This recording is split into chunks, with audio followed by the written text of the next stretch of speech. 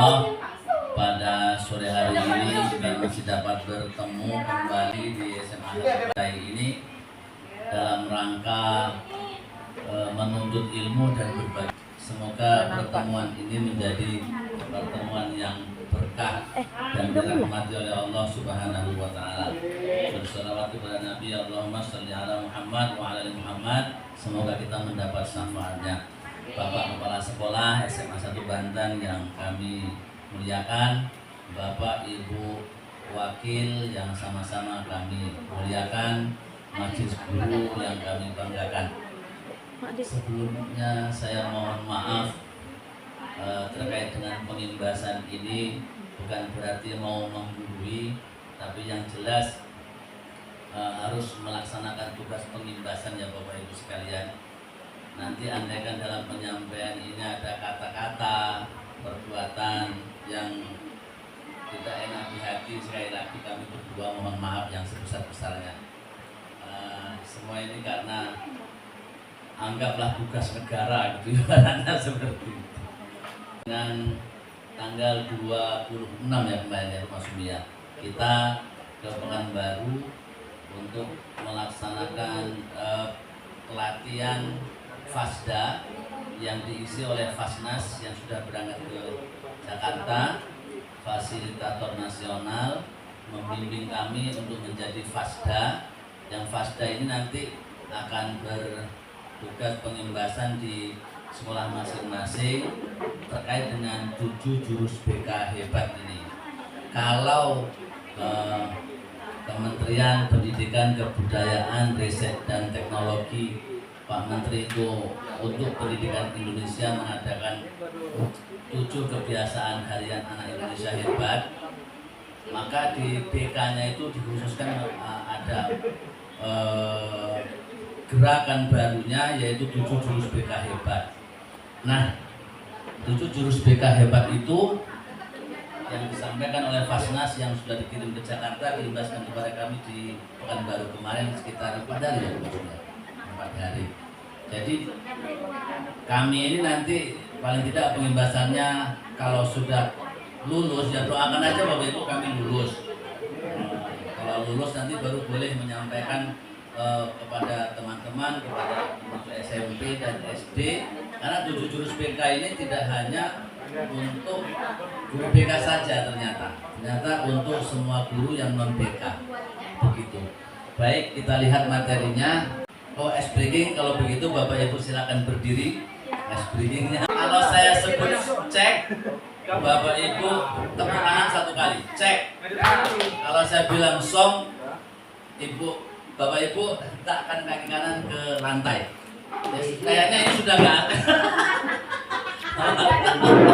Coba cek bareng ya Bapak Ibu, cek cek cek song.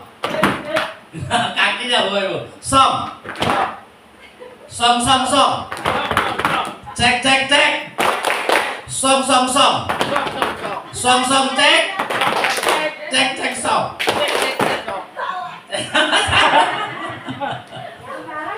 Terima kasih, mohon maaf itu aja Bapak dulu. Saya paling ngambil yang 3 aja, sedikit yang saya tahu karena kayaknya fokus utamanya di Bu Masumi. Selamat datang di 7 jurus BK hebat, sebuah panduan komprehensif untuk mengoptimalkan layanan bimbingan dan konseling di sekolah. Jadi ini dirancang oleh Pak Menteri untuk mengoptimalkan layanan di sekolah, baik SMP, SMA maupun di bawahnya SD. Kadang-kadang begitu Pak. Kadang-kadang. Baik. Mengapa 7 jurus BK hebat itu penting? Jadi sebagai kerangka resminya itu dikembangkan oleh Bapak Menteri Pendidikan Dasar dan Menengah 2025 sebagai panduan resmi. Kemudian peningkatan kompetensi, meningkatkan keahlian guru BK dan guru non BK dalam membimbing siswa secara menyeluruh. Ini ternyata ada kaitannya dengan guru wali. Ternyata seperti itu. Kemudian fokus secara umumnya menekankan aspek akademik, emosional, sosial, dan kesejahteraan mental siswa. Jadi mental siswa ini menjadi fokus utamanya. Nah, apa 7 jurus BK itu? Ini dia diantaranya. Kalau diurutkan, yang pertama adalah kenali potensi, yang kedua mengelola emosi, ketiga menumbuhkan resiliensi, kemudian jaga konsistensi, jaga konsistensi, kemudian jalin koneksi, kemudian membangun kolaborasi, yang terakhir yang ketujuh menata situasi. Kita lihat yang jurus satunya. Sebelum itu kita akan belajar. Nah, ini kita masuk ke, ini ada jinglenya ini. Nah, ini musik 7 jurus BK-nya.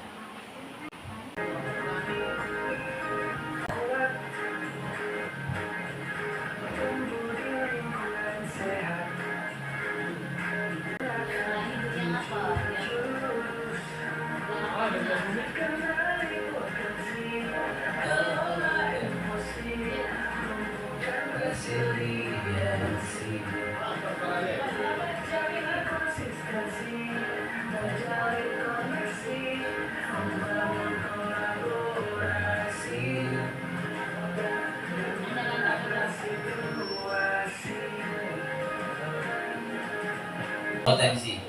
Jadi mengenali potensi itu bisa jadi lewat asesmen awal kepada siswa, apa potensinya, kemudian bisa jadi dari cerita, diskusi bareng siswa, bisa melalui permainan-permainan.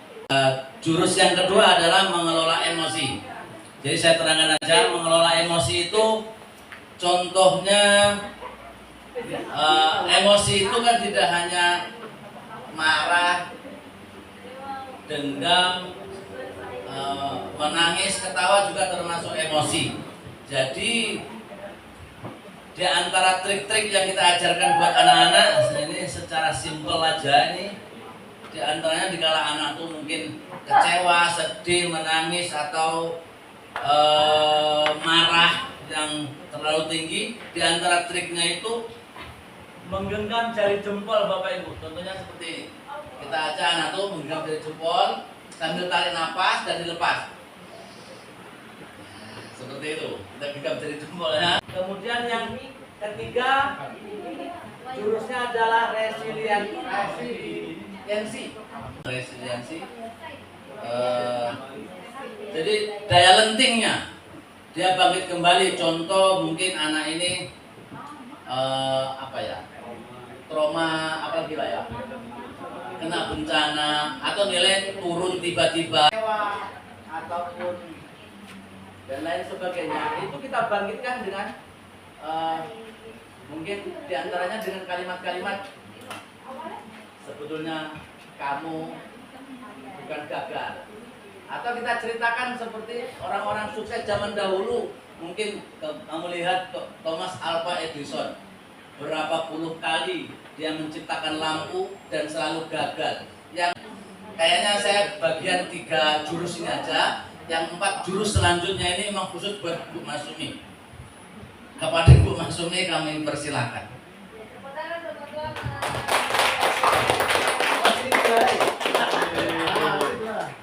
Baik, Assalamualaikum warahmatullahi wabarakatuh. Waalaikumsalam warahmatullahi wabarakatuh. Baik, izin Bapak Ibu semuanya menyambung dari 7 jurus BK hebat yang disampaikan oleh Pak Selamat Hidayat tadi. Nah, tadi Pak Selamat Hidayat menyatakan sudah menyampaikan 3 jurus BK hebat. Sebenarnya kalau kita menerapkan 7 jurus BK hebat ini, apalagi nanti di guru wali, itu sangat bermanfaat sekali kepada siswa dan ibu. Ya. Nah, yang jurus berikutnya tadi sudah dikatakan bahwa yang pertama adalah kenali potensi siswa, potensi diri.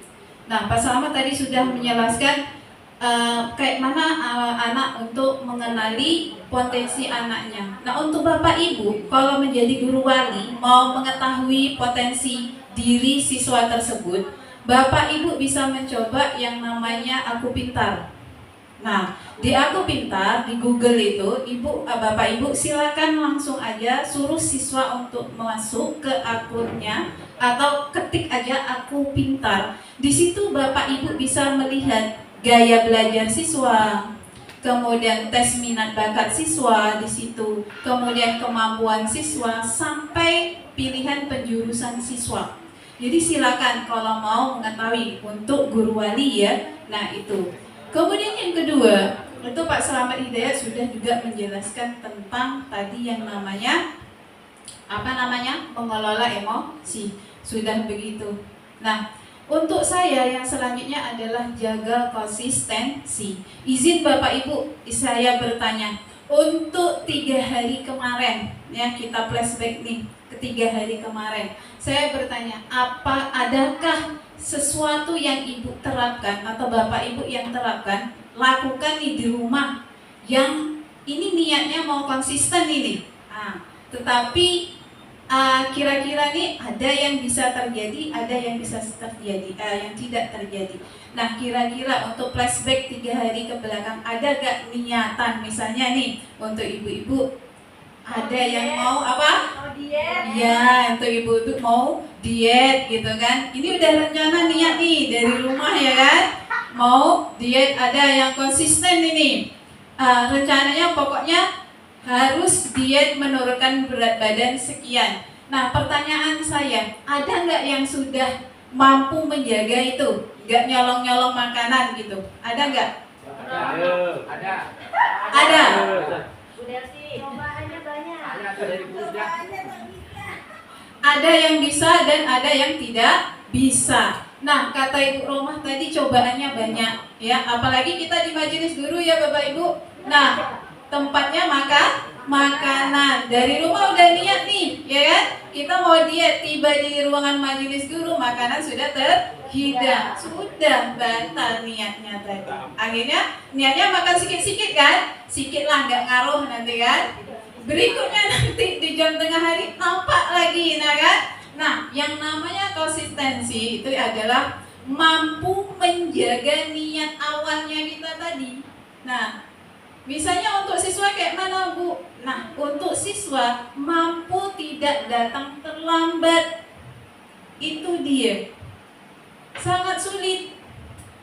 Nah, bagaimana cara kita meminta ke siswa untuk menjaga konsistensi dia? Misalnya dengan menerapkan pola tidur awal. Nah, coba dulu nih untuk yang sekarang nih 3 hari atau seminggu ke depan, kamu terapkan tidur awal jam 10 maksimal. Nah, mampu nggak siswa? Nah, itu. Kalau sudah mampu, dilanjutkan seterusnya. Untuk menjaga konsistensi, Ibu, ini sangat sulit sekali. Tapi mohon berilah reward atau penghargaan bagi siswa yang sudah mampu menjaga konsistensinya. Misalnya dalam seminggu, ternyata nak kamu nggak datang terlambat nih, kayak kita kasih penghargaan. Penghargaan apa? Bagus sekali nak, ternyata kamu bisa datang tidak terlambat dengan kamu punya kesadaran bahwa datang terlambat itu tidak baik. Tanamkan seperti itu. Jangan kita tanamkan, nak kalau kamu sering datang terlambat, nanti kamu akan dihukum. Jadi anak tidak memiliki kesadaran diri, yang dia ditakutkan adalah karena dihukum. Nah, menimbulkan kesadaran itulah yang agak sulit. Nah, untuk 7 jurus BK hebat inilah yang akan kita terapkan. Walaupun sedikit, dia mampu menjaga konsistensi. Mohon kepada Bapak Ibu Guru untuk memberikan dia penghargaan, yaitu berupa ucapan. Tuh. Berikutnya, Pak Selamat.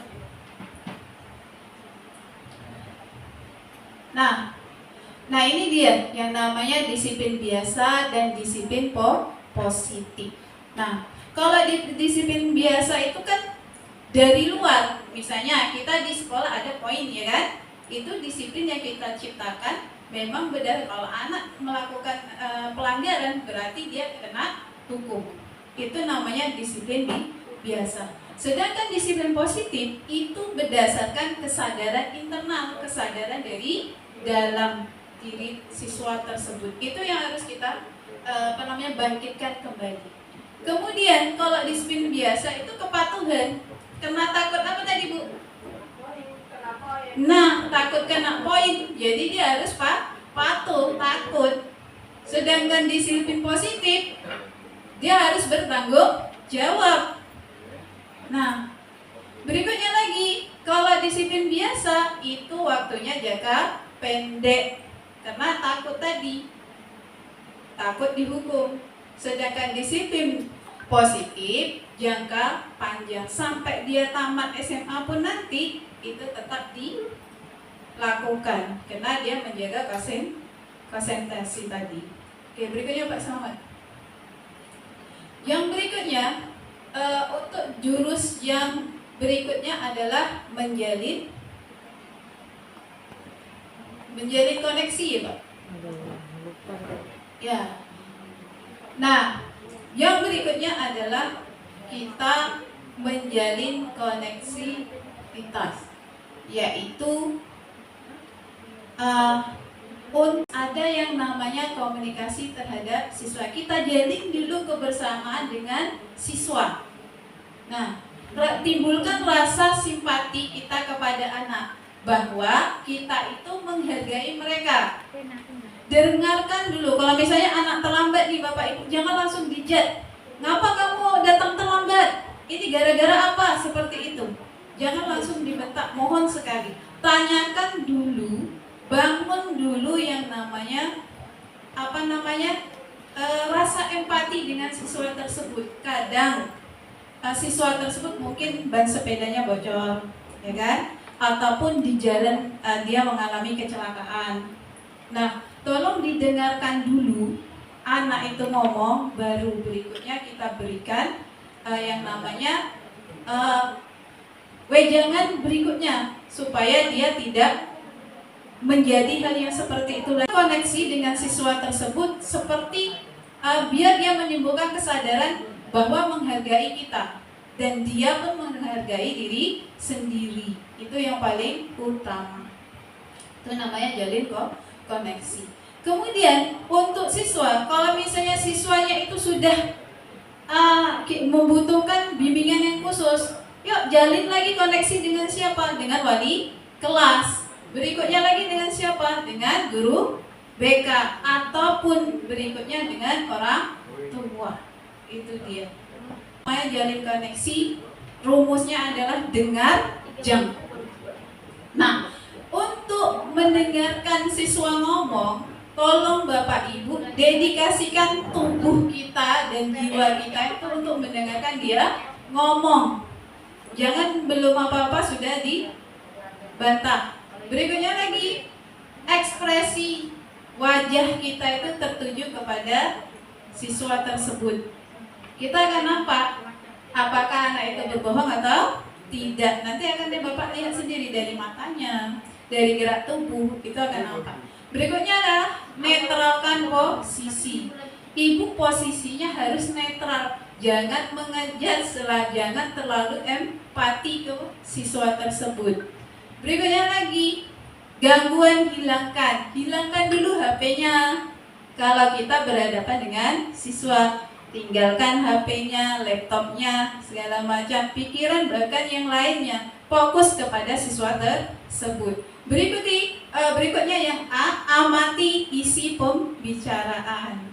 Nah, dia tadi membahas tentang apa? Harus kita respon.